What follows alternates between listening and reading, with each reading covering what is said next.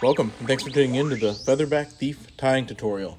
Got her dressed as a minnow here with, from the top here, clockwise, Krenik pearl fibers belly, fluorescent white UV marabou, fish hunter from Nature's Spirit, iced up UV red from Hairline, Vivas, power thread, 240 denier to attach the bead chains, 140 denier to finish the fly out, 5/32 cone nose, and pearl white, looks so good. Bead chains, and I'm using the 5/32 on this one. The 1/8 is usable as well, which is the smaller size there. VMC 7161 60-degree jig hook number 6, Dr. Slick synthetic scissors every day. And let's get that hook in the vise here. Start out with your 240 denier power thread, and we're gonna get our thread wrap on there and build a little thread bump, maybe 4 wraps, and that's what we're gonna cozy our bead chains up into. And get that tied up there at the right spot so that you got room to slide your cone up. And yep, right there, just nice and cozy, just like that, so that it is on the shank and not up on the jig arm. Use a bunch of nice and tight cross wraps followed by really nice tight helicopter wraps and anchor wraps to build a little tapered body back there.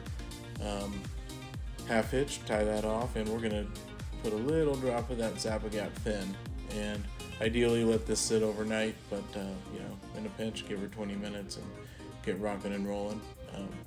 And there's a platform for our Featherback Thief here, and we use this platform on the Jewel Thief and the Smoke and Mirrors, and same idea with dumbbells. Little marabou tail here. Get your 140 thread attached and build a little thread bump up on the back, and we're gonna secure our marabou right up against that thread bump, right on the top of the shank, and that's going to keep it swimming nice and clean, flickering as much as possible, not fouling with your hook point and bend, which makes it really nice when you're using it with a two-handed rod and you're not worried about the feathers wrapping up on looking funny in the water, especially when you're fishing clear water, which you're likely to be doing with a little size 6 minnow here. So we'll get that secured and nice and clean. Trim your tips up here. I like them a little bit more square, and that lets wear and tear. It'll naturalize, but clean up your body, and we're gonna prep those Krenik fibers. We're gonna trim the butts in here nice and tight and tie those forward right up against the bead chains. This will have them pointed back, and we're gonna get a nice clean thread neck built up on those fibers, and we're going to do a little bit of work there. So from this angle, Delilah on supervision, we are going to secure those fibers just like we just saw from the vise side, and pull them up like a parachute and split them into 2 pigtails, which we're going to flip around the bead chains. This makes a really nice underbelly look and also makes for a very durable fly. Integrating those beads into the actual tying of the fly makes a nice difference there, and looks really good as well. So tie those in backwards, flip them down and around. The vise angle here in just a second, we'll elaborate on that a little bit, but pulling them up like a parachute and splitting them is a good way to think about it. And we're going to flip them around and secure them back. Now we'll take a look here a little closer and split those so that they're as close as you can to 50-50, and you'll know you have too many fibers if you go to flip them around and there's just not enough gap in there. This is something, you're looking at a little darting minnow pattern. You really don't need much here. A few fibers go a long way.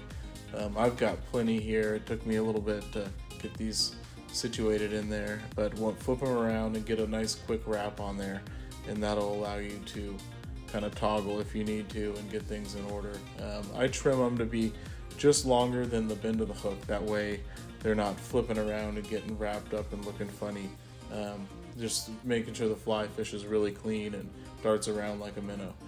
I'm using a tip of a marabou feather here, and I'm going to trim out that last little bit again so it doesn't get intertwined in the hook bend. We're tying this in points forward, butts back. And this is a little tricky. We got it in slow-mo here. We're going to snuggle those up, and we got our thread right behind our beads, and use your vise hand to pinch those down.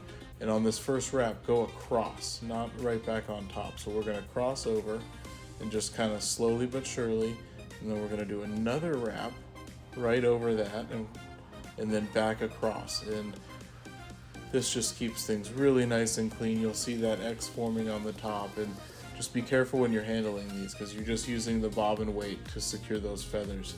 And nice and light, just fold everything back, pull them down. One quick security wrap, get the loose fibers secured, and boom. Just kind of to level those tips out, get them looking nice and clean, and you can, that's just a personal thing, you can leave taper in there if you want. Ready the ice dub collar, got her nice and clean. We kept that thread neck in there from earlier, so that whole platform, finished the whole fly out on that. And throw a half hitch in, cozy that in nice and tight, and just a little droplet of glue here because we actually have a little bit more work to do.